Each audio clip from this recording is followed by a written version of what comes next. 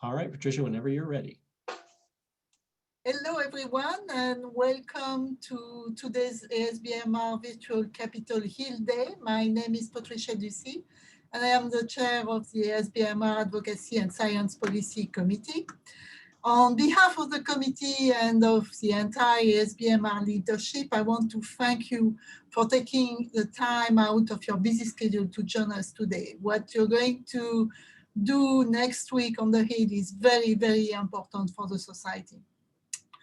And I would like to thank you for volunteering your time to serve as an advocate next week.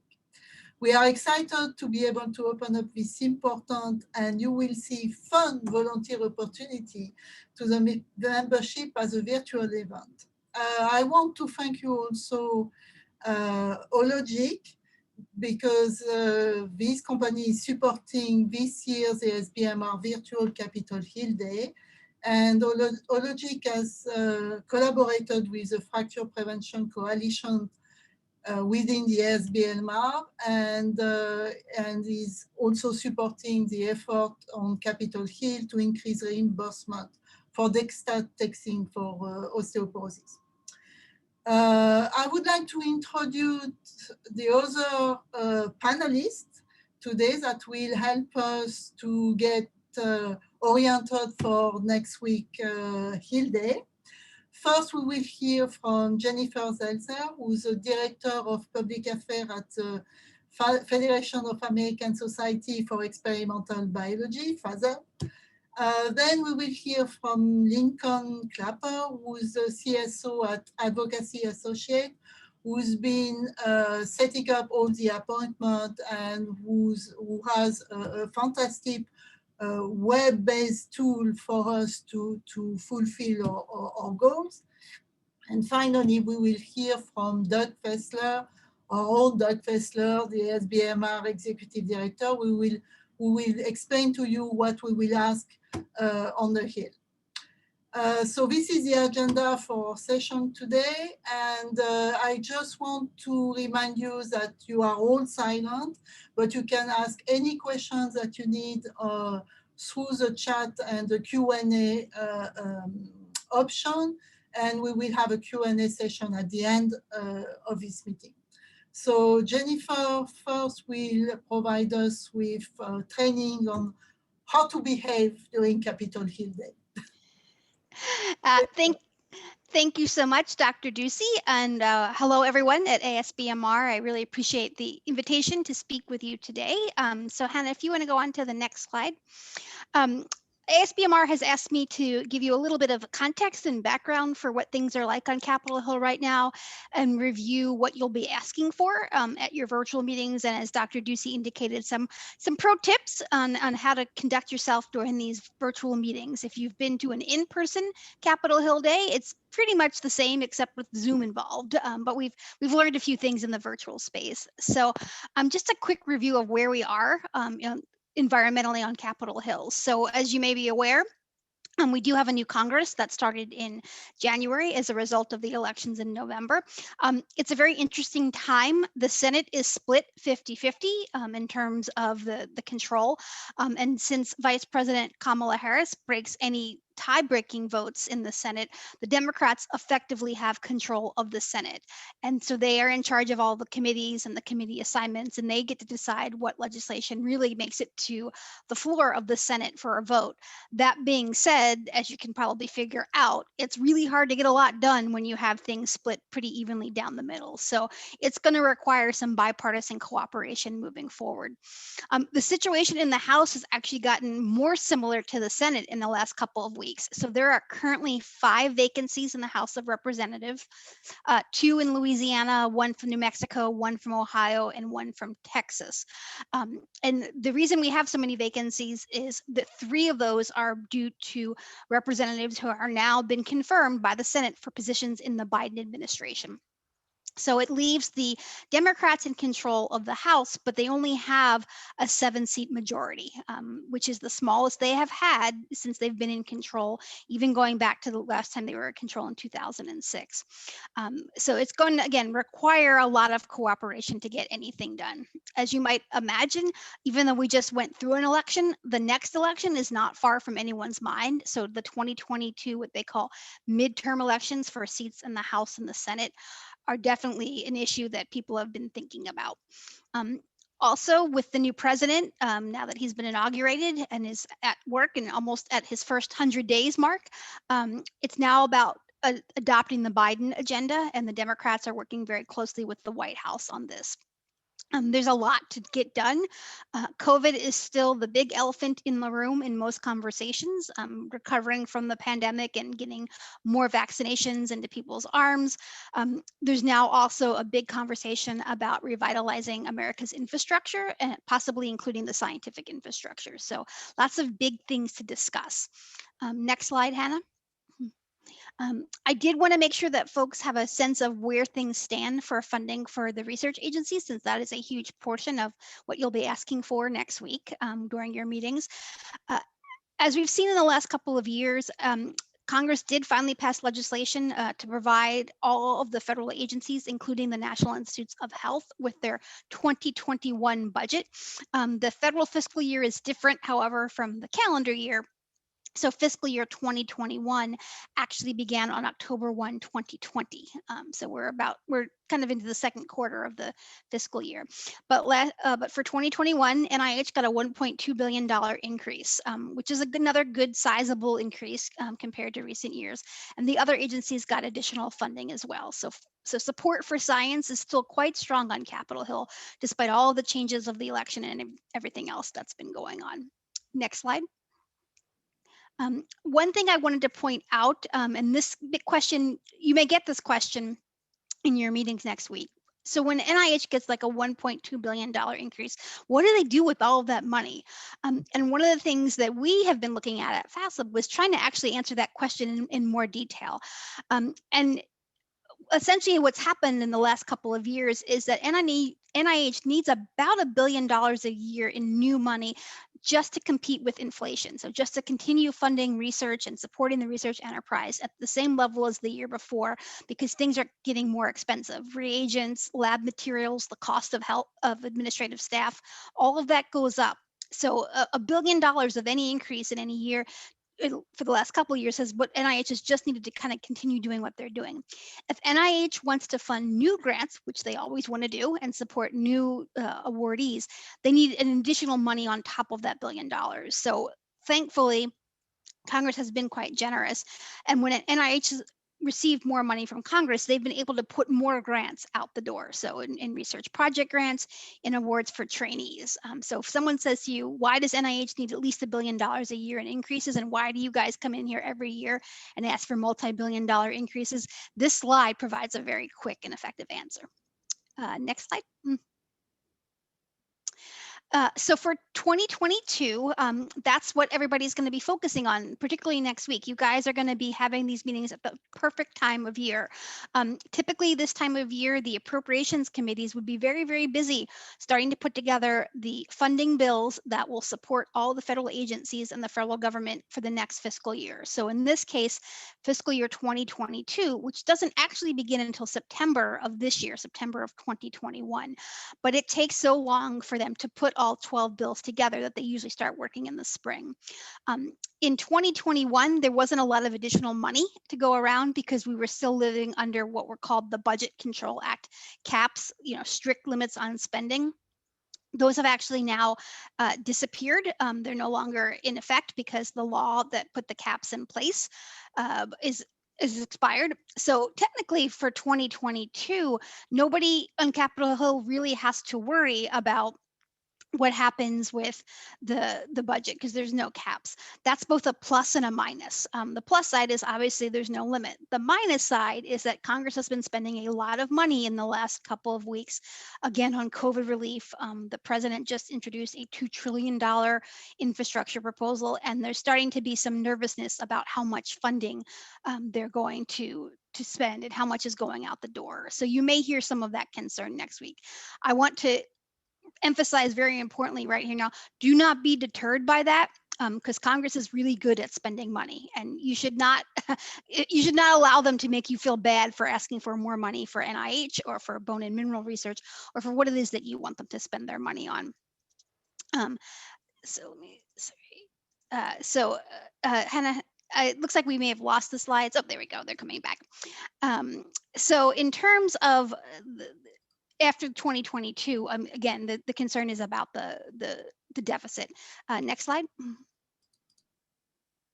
And that being said, as I mentioned earlier, COVID is still a really important issue. It's still something that members of Congress are concerned about. A couple of weeks ago, Congress did very narrowly adopt another package of COVID-related aid that barely passed the Senate and the House.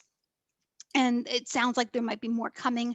This new infrastructure package that the president has asked for, it right now is facing a very uphill battle from both Democrats and Republicans as people absorb the impact of the proposals and the funding. So there's going to be a lot of competing priorities for money in 2022. Again, don't let that deter you. Every year we've gone up to Capitol Hill and there's always been competing priorities. And part of the reason why ASBMR wants you and your expertise on Capitol Hill next week is to help make the case for why this funding is needed. And you guys are really the right people to do it. You're the experts. Next slide, please. So in terms of what happens next, we are kind of in an interesting spot. Technically, there's an issue that needs to be dealt with, and that is President Biden has not yet sent his budget request to Congress. And every year, the president, by law, is supposed to send his or her budget request up to Congress, a formal review to let Congress begin the review of the president's request. This has not happened yet. And it is starting to cause a little bit of concern on Capitol Hill that they do not have the president's budget, and it's April. Without the president's budget in play, without receiving that request, the appropriations committees kind of can't do anything right now. They have nothing to react to. They're starting to put their processes in place and they're getting ready, but they're just waiting for the White House to submit this. Once that budget does go up to Capitol Hill, the appropriations committees will start to take a very deep dive into it. What you'll likely start to see is hearings being scheduled with the heads of all the agencies and the cabinet secretaries being asked to come up to Capitol Hill, testify before the committees of jurisdiction. The Appropriations Committee alone will likely have another 100 or so hearings this year, and they will tear apart the president's budget request. They'll ask a lot of questions. You may hear people say, well, we're not going to support this. So we're all waiting to see what happens. And we're very curious to see if President Biden will be asking for an increase in NIH funding. We are hearing rumors that he will, but we haven't seen anything yet. And then since they're going to be a little bit behind schedule, typically what would happen is in May, the appropriations committees will then sort of go what we say behind closed doors, and they will start to work on pulling together and writing and drafting the 12 separate bills that fund all of the federal agencies in a whole. And usually that process takes place from May to September.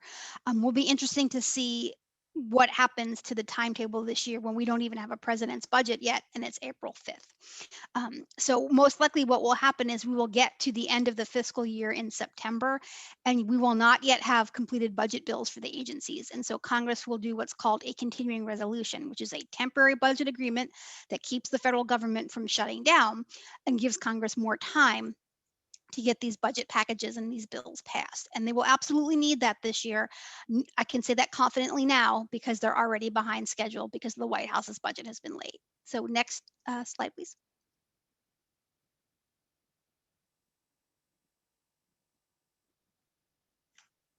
In terms of the 2022 budget, as I noted, Biden is late. This is not unusual for a new administration. President Clinton's budget was 66 days late, every president after that.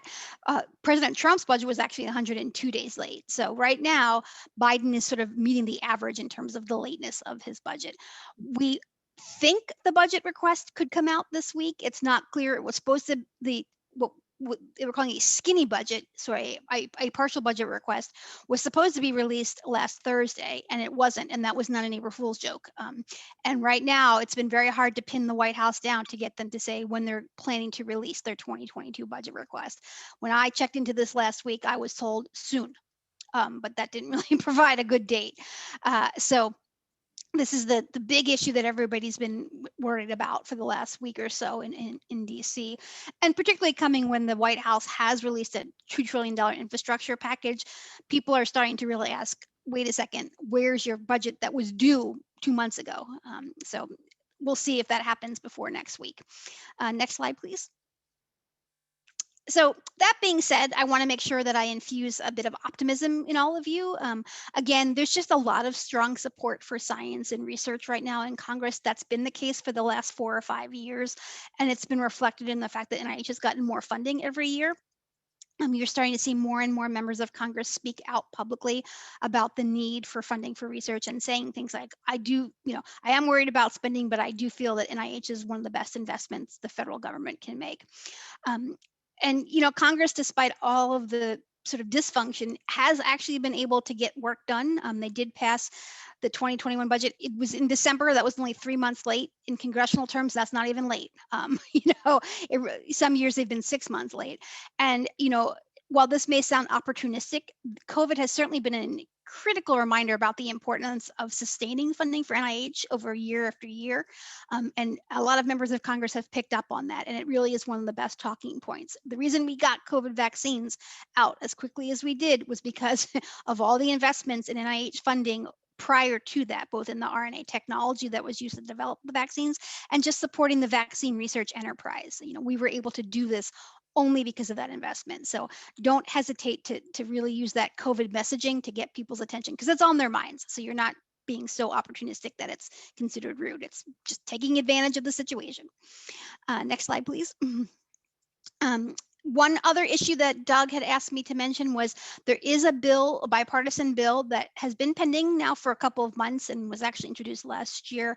And that would provide additional funding to help all the research labs that were closed down due to COVID or lost productivity, kind of make up for that lost time, catch up.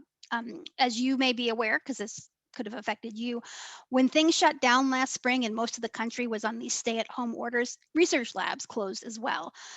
NIH, at the direction of the White House Office of Management and Budget, allowed research labs to continue paying personnel and staff and moving forward as they could. But a lot of people still lost critical months of research, and they have yet to really be able to make that up. Even for those of you who may have gone back to your lab, you're probably working under a reduced schedule.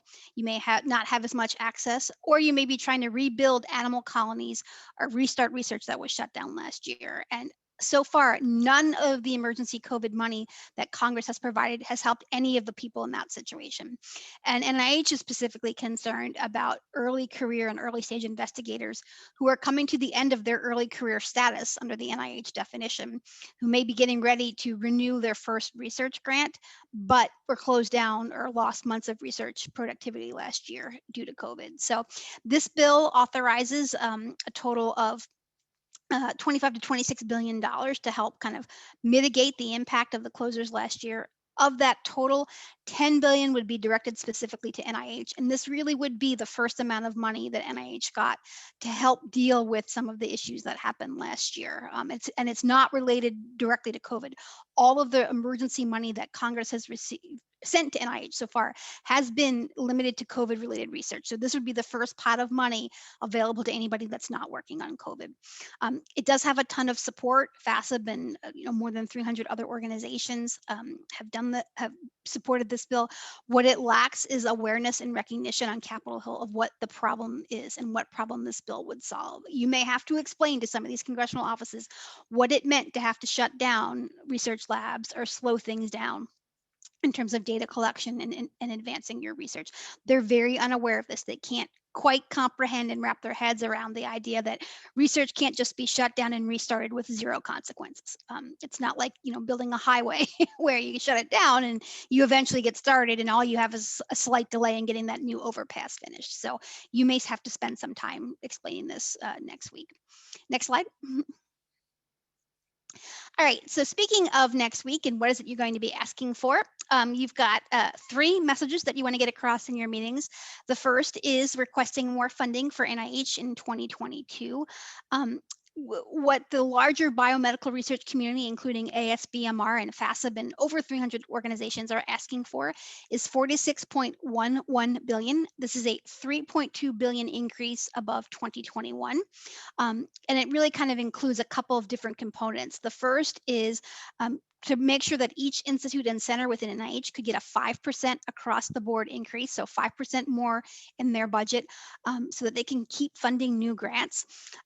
It would also allow NIH overall to keep pace with inflation. Remember, I said earlier that in any given year, NIH needs at least $1 billion just to keep up with inflation costs. And then again, allowing NIH to fund new grants and really keep an eye out for these early career researchers who are in a critical time in their career and are in danger of dropping out of the NIH system because they're in danger of losing the remaining funding that they have. You do want to ask the offices that you meet with, if they haven't already done so, to please co-sponsor the RISE Act, which I just talked about. The more members of Congress that support this legislation, the more likely it is to get a hearing and to possibly be considered for a final vote. And then last but not least, something Dr. Ducey mentioned in her introduction, supporting legislation to improve access to and utilization of bone mass measurement benefits under Part B of the Medicare program by establishing this minimum reimbursement level for office-based DXA tests. This bill has not yet been introduced, so if you're asked that question, the response is right here. It's coming.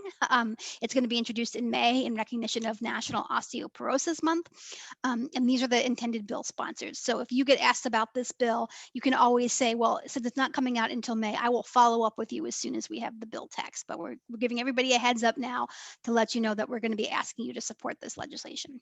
Next slide. So these are some of the responses that you may get when you present these asks next week. These are actually based on what we heard. FASB had a virtual Capitol Hill day a couple weeks ago, and this is what our folks reported back. So if someone says to you, well, you know, I'm sympathetic and I'm a huge supporter of research, but the federal deficit is just, it's really big right now, and we're going to have to make some cuts. And I think if you get that response, you can acknowledge, yes, you're aware that those numbers do not look good, but you might want to reply and remind members of Congress that the total budget for all science agencies across the board is about 2 to 3% of total federal spending. So when we're asking for another couple $2 billion a year for NIH, that is not what's going to break the budget. It's not what's going to cause the deficit to continue to explode.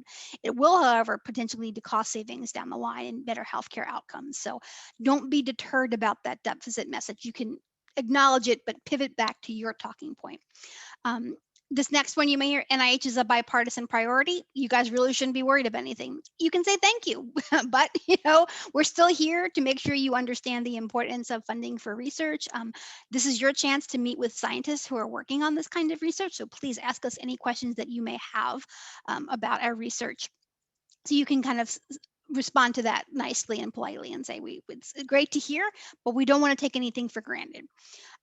Another one that we typically get, well, Representative Jones supports increasing the budget. Why aren't you meeting with the other side? And that's where things might get a little political, in which case you can say, well, actually, I'm here with 70 or 79 of my colleagues from across the research space. We're meeting with over 100 offices today during our virtual Capitol Hill Day. We're talking to anyone and everyone. So we feel this is very bipartisan, and we want to make sure that we're talking to everybody. Someone may say to you, wow, a $3 billion increase for NIH, you guys are really asking for a lot. And again, do not feel bad. To that, you might pivot and start explaining, well, here's why we need $3 billion. $1 billion of that alone is just for inflation. Or as we've seen with COVID, the importance of investing now in research leads to breakthroughs tomorrow. So we assure you this money will be well spent. We're only asking for what we think we can reasonably use this year in fiscal year 2022. And another one is, what should we cut so that we can increase funding for NIH? We actually did not get this one for FASB's Capitol Hill Day, but it's a popular one in some congressional offices.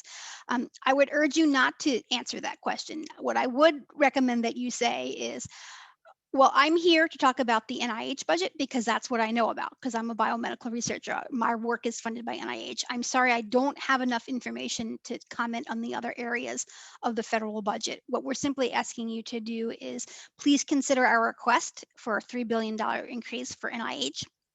And we're here to answer any questions about how that money might be spent, what we might achieve from it, what are the outcomes that we are going to have, what's the return on that investment going to be. But don't feel like you need to answer that question that says, well, cut NASA or cut education funding. And in fact, I would encourage you not to answer that, even if you have a personal thought in your head, because it's a little bit of a trap that someone is trying to get you into to make it look like you can make these choices. And that's not your role as an advocate for bone and mineral research. Your role is to talk about the NIH budget. Next slide. So one thing I really wanted to make sure I leave you with before I'm done is just some tips for telling your story. I think the most important thing you can do with these meetings is leave an impression on the people that you're talking to. And by that, I mean telling your personal story, reminding them that you're a researcher, that you're there to be a resource for them. So really, as you introduce yourselves, as you talk about the request for funding, make sure that you include the broader importance of the research that you're doing. How it might improve health, support local jobs, how it advances our understanding of science. We've learned a lot about osteoporosis and falls and fractures and how much they cost and how we can prevent them, all because we've invested in research. Explain what would happen if you yourself did not, if you have NIH funding right now, what happens if that NIH funding disappears? What happens if you don't get that next grant renewal? Who else would fund your research? And it's fine if you can say, well, I'm not entirely sure because NIH has funded my research. And then you can also share what motivated you, what keeps you engaged in the research community. Why do you do this work? Why are you spending hours and hours in your lab and writing papers and teaching and mentoring graduate students? What's your personal motivation for doing these visits? And that's what they're going to want to hear as well, too. That's why Doug and his folks are bringing you guys in to have these meetings, because Doug could do this himself, but it's more impactful if a researcher imparts this message. Next slide. A couple of meeting tips and reminders, and I know Lincoln will go over some of these as well too. Just like in person, you want to be on time, even if the person you're meeting with is not on time, and it's not a sign of disrespect for you. They're scheduled in back-to-back meetings. Just as you would in person, turn off that cell phone, because guess what? Speakers and microphones pick up cell phones as well. Make sure, just jump right in after you do the introductions, get to your ask and your message very quickly. Some of your meetings may only be 15 minutes long. That's not a ton of time. Make sure you offer yourself an ASBMR as a source of follow-up assistance. So if someone has a question for you after the meeting, they know how to get a hold of you. And then last but not least, if you don't know an answer to a question, that's fine. You're not expected to know all the answers to the question. The worst thing you can do is guess or provide an answer that may not be accurate. The best thing you can do is say, that's an excellent question. I don't know the answer, but I'm going to have someone from ASBMR or one of my colleagues get back to you in a couple of days. Particularly if you're asked for data or information that you don't have at your fingertips, I guarantee you what will happen is if you give them data and say, I think these numbers are right, but let me follow up with you in a couple of days, the aide that you just met with will only remember the numbers that you gave them the first time. So do not be afraid to say, I will get back to you with the answer to a question in a couple of days. And make sure that they know how to get a hold of you as well, too. So my guess is you'll be sending some follow-up information, but one thing we were able to do in some of our meetings was share contact information in the chat and things like that. So you won't be able to physically give out your business card as you might have done in an in-person meeting, but you can still go ahead and make sure the person knows who they're talking to. And it's perfectly acceptable to ask for the contact information of the person you're speaking to. You don't necessarily have to do that because the excellent web information provided by advocacy associates will give you that. So it actually makes your job a little bit easier than in person. Next slide. And then finally, as we wrap up, just a couple things I call this troubleshooting. Just like with in-person meetings, there's a little bit of a learning curve for these virtual meetings. If you're on Zoom and the person that you're speaking to is on camera, you might get what I call the blank stare, where it almost looks like your computer has frozen up. Nope, they're still alive. They've just kind of gone out to a little bit. So if that happens, you can simply kind of get them back into the conversation and say, well, we just gave you a lot of information. Are there any questions we can answer for you? And kind of wake them back up and have them rejoin the meeting. You may also notice on Zoom that the person you're meeting with is distracted during the virtual meeting. Keep powering through, continue to pivot towards your talking points, try and do your best. Same thing if a kid starts screaming in the background or a pet walks across the screen. Everybody on Capitol Hill is used to this now because most of the staff are still working from home.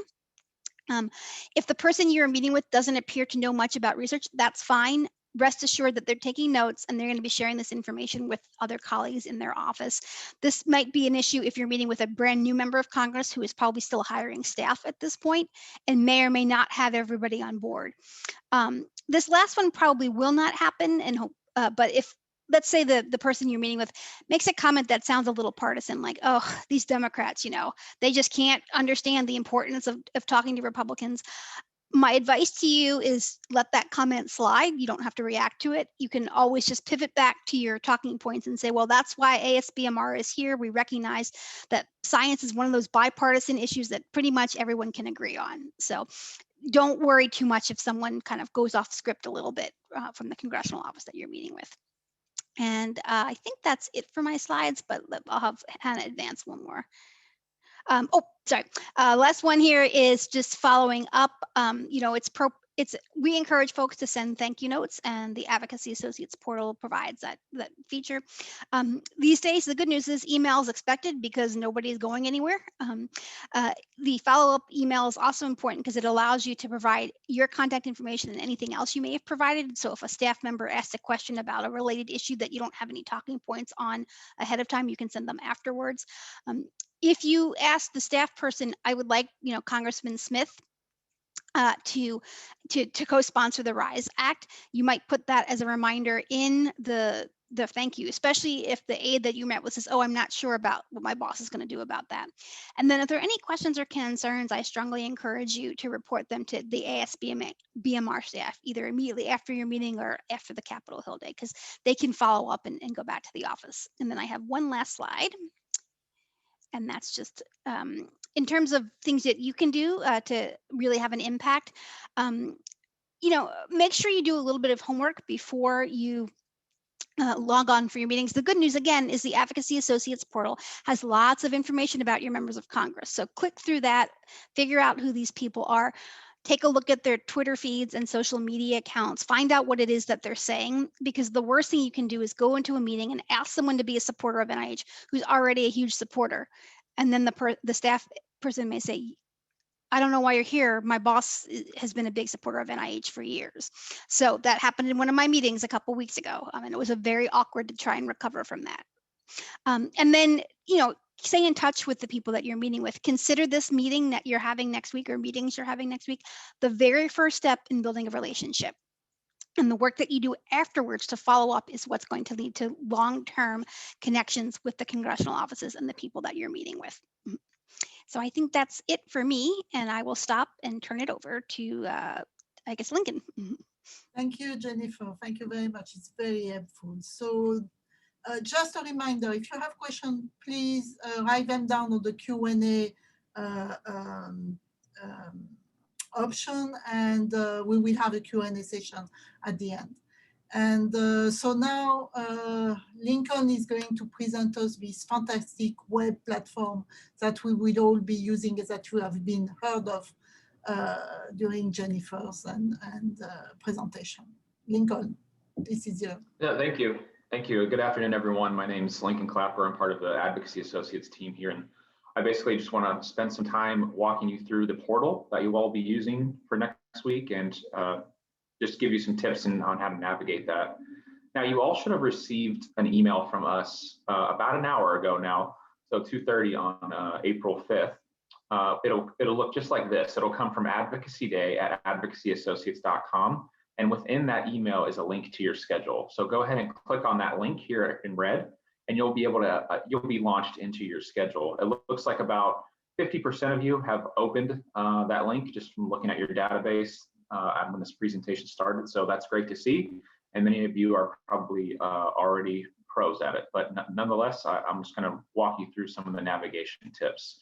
Now, if you do not see this in your inbox, it's probably in your spam or junk folder, so make sure you check that. If you do find it in your spam or junk folder, unmark it as spam moving forward, because that's going to be our main way of corresponding with you with updates, time changes, anything at all is going to be over email, and we want to make sure you're getting that correspondence. Next slide, please.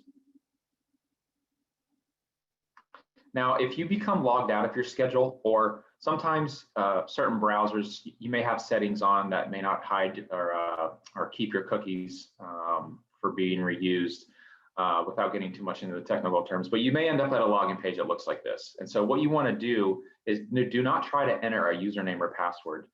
Next slide, please. Click on the Send Me a Sign-in link button. Next slide, please. And then enter the email address that you registered for this event with. And click Send Email. You'll get a new refreshed link to your schedule. Next slide, please. If you're still not able to log in at that point, go to the Support tab. Next slide. And indicate that you're having trouble accessing your account. You can fill out that form submission. That'll go directly to our development team, and then we'll be in touch shortly to get any issues resolved.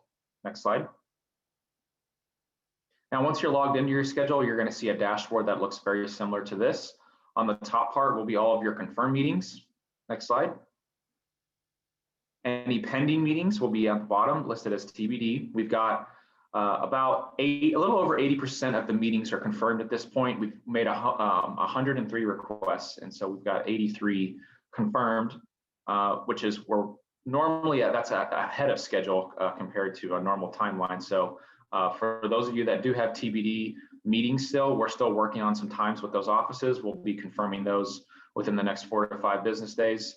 And so by the time we get to next week, you'll have a full schedule. Next slide. Please also note that all times on your schedule are shown and displayed in Eastern time zone. And I'm going to be reviewing later about some reminder emails that our system sends to help keep you on track. But please do note as you're planning for next week that the times you see in your schedule are in Eastern time. Next slide. In order to get the content for each meeting, all you want to do is hover your mouse over any part of that meeting and just click on it, and you'll be launched into the next dashboard. Next slide. It'll take you to a dashboard that'll look like this. At the top will be the date and time. Next slide. Followed by who you're going to be speaking with in that office, whether it's staff or the member of Congress or both. Next slide. If there's been a meeting lead assigned to your meeting, you'll see that person's name displayed there. If there is not, then this area will be blank. Next slide. In order to access the video component to the meeting, you want to click on the Join Online Meeting button, and this will automatically launch the Zoom platform. 99 out of 100 meetings will take place on the Zoom platform. A select few offices prefer to use their own, whether it's GoTo or Teams or something like that.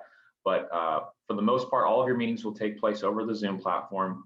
A handful of offices do not have video capability, so for those that will be dial-in only. I think when I last checked, there was 3 meetings, I think, that are dial-in only, and so there will be a disclaimer letting you know that there is no video component for those few meetings. Next slide. Beneath that will be dial-in information. So if you're not able to access via computer, you can always dial in as well. And so that information, again, will be listed beneath the Join Online Meeting button. Next slide. In the upper right-hand corner will be a list of all of your talking points, which have already been reviewed. Next slide. Followed by some supplemental documents. So these will be your talking point pages, your briefing materials, etc. Go ahead and click on each document. It'll download as a separate PDF in a separate tab. It will not take you away from your schedule. So you can have your schedule, your documents, and your Zoom platform all open at once and make it real easy to navigate throughout each meeting. Next slide. Beneath that will be a list of all the attendees who are in that meeting. There will be some relevant contact information. Next slide. As well as a feature for you to chat directly with these people. So if you click on the blue chat bubble, it'll open up our peer-to-peer chat function. You can send messages to other advocates through the platform, and you'll get a notification about that from the system if somebody does reach out and contact you. Next slide. On the left-hand side is our report form section. So the first one is the check-in feature. We're asking everybody to check in 5 minutes prior to each meeting, and I'll be reviewing that here in a bit. But just simply click the check-in button. We'll be sending an attendance report to Doug and his team after the event's over. And so we want to be able to make sure we get an accurate head count of who was present and who was not. Next slide. Beneath that is the send thank you note option. So similar to what Jennifer was reviewing just a bit ago, if you click on this button, it'll create a pre-written thank you email that's been crafted by Doug and his team for you to send to Capitol Hill. You can open this in one of two ways. Click the open email button at the top, the blue button. This will open up whatever your native email platform is on your computer. So for example, I use Outlook, and if I were to select that, my Outlook would create an automated email for me to send.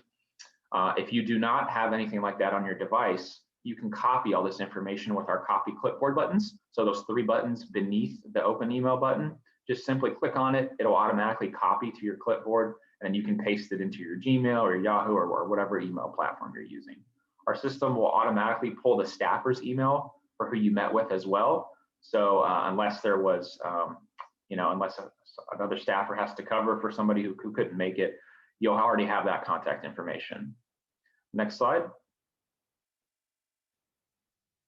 Beneath that is our meeting report form. This is a standard feedback questionnaire that Doug and his team have created. If everybody could go through and answer these questions post-meeting, we're going to be sending all this data to them after the event, and we want to make sure, as you all know, more information is better, so we want to make sure we get all those answers in there. Once you get to the bottom of the list, just click Submit Answers, and you'll be taken back to the home page. Next slide. Beneath that is a Take Notes feature. This is essentially just a blank notepad. If you don't have pen or paper available, it's optional. You don't need to use it, but if you want to take some shorthand notes, bullet style type notes during the meeting, you can do that here. You can save it and go back and reference it later in the day, or if you needed to transfer it over somehow. Again, it's optional, but it is a resource there for you. Next slide. Beneath that is an option to check whether the member of Congress attended or did not attend. For those of you that have done this event in person before, you know that the meeting may be scheduled with the member of Congress, but they get pulled away to votes or they're stuck at a committee hearing. And so this is a very helpful and accurate way to get a head count of which members of Congress were present for your meeting. So once the meeting concludes, just check mark one of those options based on attendance. Next slide.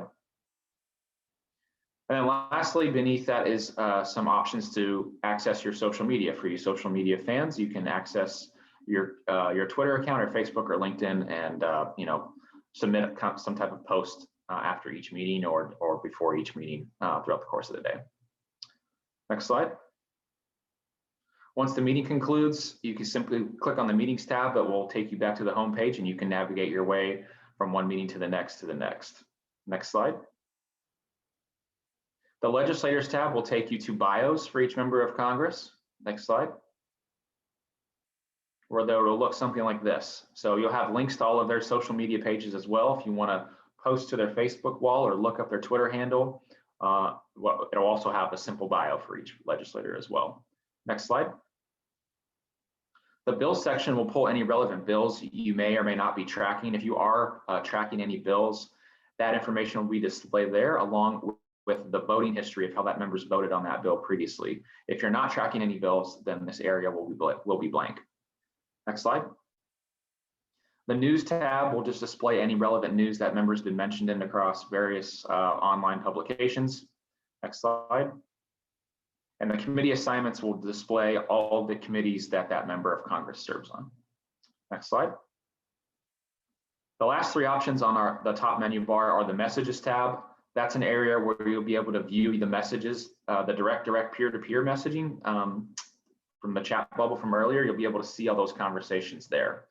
The directory is a master directory for every advocate in the event, so you're able to contact anyone across the platform. You're not just limited to people in your meetings. It's anyone who's participating in this event. And the Support tab will be your best friend the day of the event or leading up to it. If you have any concerns at all, questions about your schedule, technical support, really anything and everything, go to the Support tab, fill that out. That'll come directly to our team. There's also a phone number there. If it's not up now, it will be as we get closer to the day of the event, or you can call if it's very time sensitive as well. Next slide. The More tab is really just another way to sort of view all the information just from a different a drop-down style menu. You can play around with accessing those features from there. There's also some what to expect videos if you'd like to watch those on your free time. Next slide. My last slide here, I just want to review some relevant information and reminders. Again, check your spam or junk folder if you haven't gotten that email from us. Our domain is @advocacyassociates.com. Some of you may need that in your settings to unmark us as spam. We're asking everybody to call or get into their video meeting 5 minutes prior to the start time. And this is really just to ensure everyone has touched base with each other about who's going to open up the conversation, but also to give yourself some bandwidth in terms of maybe you're running a little bit late, or maybe you misdialed the dial-in information and you need to redial. We just want to make sure everybody's present when the office joins so the meeting can start on time. All times on your schedule, again, are listed in Eastern time zone. However, you're going to get a reminder email from us 1 hour prior to every single meeting throughout the course of the day. And it'll have a link to your schedule in that reminder email. So don't feel like you need to save one draft of your schedule and go back and reference in that throughout the course of those few days. You will get a new link every single 1 hour prior to each meeting. And so we'll try to make it as easy as possible for you to get into your schedule. If an office doesn't join within 10 minutes past the start time, go ahead and hang up, have somebody in your group contact us through the support tab, letting us know. The last thing we want is for you to hang on the line for 15, 20, 25 minutes, knowing the office has simply had a mix-up. We would rather get out in front of that, be proactive, get in touch with them and reschedule for later in the day. But do give them 10 minutes of buffer time to join. Please also know that these meetings have been arranged in 15-minute increments. Now, generally, they're mostly going longer in our virtual experience so far with these events, but do approach each meeting understanding that it's been scheduled in 15-minute blocks. Any changes to your schedule the day of the event will be sent via email. So again, make sure you're checking that regularly throughout the course of the day, and also make sure you have us unmarked as spam. Make sure you're in an area with good Wi-Fi connection. Please mute your microphone whenever you are not speaking. I know your audience, you'll be speaking with both Republicans and Democrats throughout the course of this event, so just make sure you have an appropriate background. And with that being said, that concludes my presentation, and I'm happy to answer any questions if anything's come through the Q&A. Thank you, Lenny. This is very, very helpful. Just an advice. You have received this link to your own web portal page. So you should feel free to play around and to use it and to check all the features, because it's full of information and it's very, very helpful. The day of the meeting, you will not necessarily have time to look into it.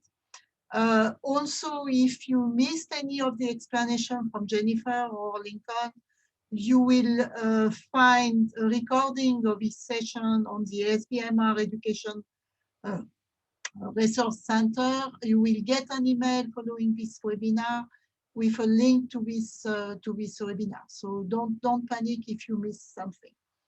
And finally, I'm going to introduce Doug, who's going to remind us what will be our ask next week. And he will also handle the Q&A. Again, if you have questions, go to the Q&A portion of the Zoom and ask your question. This is the right time to do it. Doug? Thanks, Patricia. And yeah, there's a lot of great questions coming in the Q&A, so I hope we can address those. I just wanted to quickly just do a quick overview of the Hill Day ask and give a little more color. The big one is the support of the $56.1 billion for NIH in FY22. You see the sub-bullets and the talking points. Co-sponsorship of the Research Investment to Spark the Economy RISE Act. We're asking for individual representatives to sign on to this bill. And then the support for an increase in DEXA Medicare reimbursement. Just a little clever on this. What this bill does is it sets the minimum Medicare reimbursement for office-based DEXA at $98. Currently, depending on where a physician practices in the country, it can be around $40 as low as $32. Certainly not enough of a reimbursement to allow for physicians to have DEXAs in their offices, which is why we've seen a lot fewer DEXAs in physician offices. Next slide, please. The leave behind materials. Under the document section that Lincoln mentioned, there was a lot of great materials that I recommend that you all go through in terms of the leave behind. Certainly there's an about ASBMR page. It tells the elected official and their staff all about ASBMR and who we are. We've also distilled the ASBMR Hill Day asks so that they're all in one handy place. A lot of questions coming through the chat in terms of ROI, things like that. And just to reiterate what Jennifer said about, this is really about sharing your story. These are you're going to meet with people who are in your communities. They're either in your state, they're in your district, you're meeting with elected officials. And what they want to hear, ROI to them is how many jobs does it support? The home institution, what kind of research are you doing that really is making an impact in the community and in the broader world? The FASB state and district fact sheets do that. They provide the 2020 NIH funding by a specific state and by a specific district. So you can have there's a big arsenal of, if there is a question about ROI and are we getting our money's worth, you can tell them specifically what that looks like in your specific community. Another thing that came out just last week was the NOF Milliman report on the economic burden of osteoporosis by state. I highly recommend that you look at that because there's a lot of great, just high-level facts about osteoporosis. Another thing that we included was, again, just that the RISE, we actually included the actual bill so that they have a leave behind so that they don't necessarily have to hunt it down. We're just going to provide it in one place. In terms of the DEXA as well, in the DEXA legislation that we're going to be releasing next month, we also included a state DEXA and osteoporosis fact sheet. And what this shows you essentially is what the impact on those low DEXA reimbursements, which have eliminated the number of DEXA machines in states, the impact that it's had since 2008. So there's a lot of great material that you can utilize, and I recommend that you look at before you meet on the Hill. There's some questions that have come through in terms of, what do I do? How does this thing work? If you can go to the next slide. Lincoln showed you this slide, but I want to show you the slide with what our asks are. You can see the talking points on the top right. You're going to log into this system. Hello, Congressman Palmer. The first thing, I'm Doug Fessler with the American Society for Bone and Mineral Research. The first thing that I wanted to do to you, I want to say to you is thank you for your prior support to the NIH. We are extremely grateful for the NIH budget increases, etc. You don't have to make a lot of small talk, as Jennifer said. You only have 15 minutes. They really want to hear, what's the ask? What are these constituents want from me? So I would encourage you to just go through those talking points and hit them. The other thing is you can see in the documents, all the information is there in terms of what I just mentioned in terms of specific facts. That in my experience, you're going to have great, cordial. It's going to be a fun experience, conversation. They're not going to grill you on specific data points. They want to hear what you want because they're there to serve you. So don't lose sight of that and don't get too concerned with the detail of that. The other thing is there's some questions about kind of who starts. We're going to assign team leads to all of our appointments, and those individuals we're going to outreach to those in the next day or two. So everyone on the team will know. The other thing that we're going to ask everyone to do is log in about 10 minutes before the appointment so that you guys you and your fellow ASBMR members can say, hey, here's who we are and who wants to take the lead if someone wants to talk about one of the talking points. That's how I would recommend that we do it. The other thing is that I want, make you aware my team is going to be available, including Lincoln's team on the Advocacy Associates on the day of to assist. So we all have Hannah's information so that you can reach us very quickly if you have any kind of concerns. Let me go through some Q&As. I don't know, Jennifer or Lincoln, if you're monitoring Q&A. Let me see if is there anything. Let's see. I'm sorry, I'm just kind of going through here. The DEXA legislation, the name and number, as I mentioned, that has not been released, and so there isn't a DEXA number or bill number assigned to those bills yet. But that's why we're asking those individuals, I would ask them to get in contact with either Congressman Larson or Senators Collins or Cardin and mention the Dexa legislation since they're going to be introducing it. Anything that you want to talk about in terms of your perspective about the importance of NIH research? Maybe it's not just the research, maybe it's about mentorships, maybe it's about the STEM workforce. It's your story. Those are the important things, you sharing your unique stories. We will make a copy of this PowerPoint presentation available as well as a recording of this right immediately following this.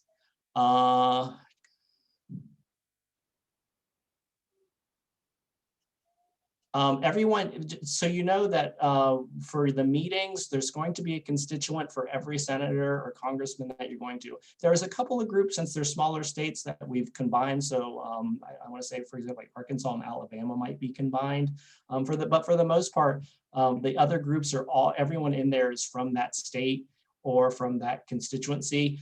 In terms of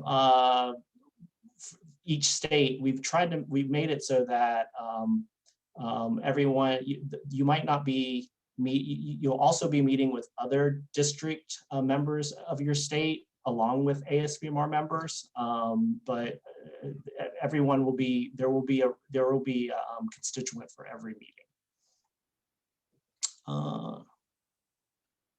Is there still time for, yes, if you reach Hannah Miller, and I'll throw up her slide. If you go 2 slides ahead, Hannah, just so people can get your name and number and reach out to you with names, and we can certainly sign people up this week. Anything else, Jennifer or Lincoln, did I forget? Did you see?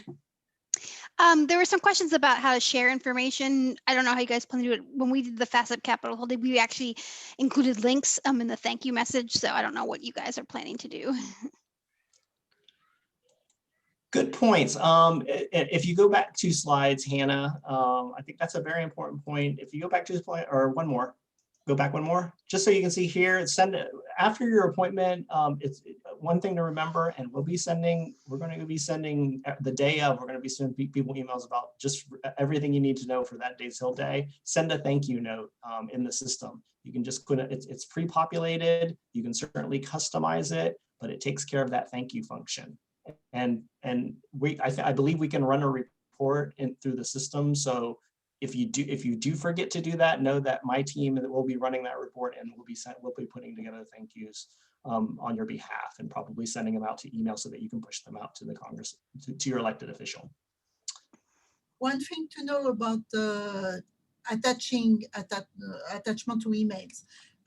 You may want to check that the size is not too big, because some of the office have a cutoff slide at 10 megabytes. So if you have a 25 megabyte PDF, try to reduce the size.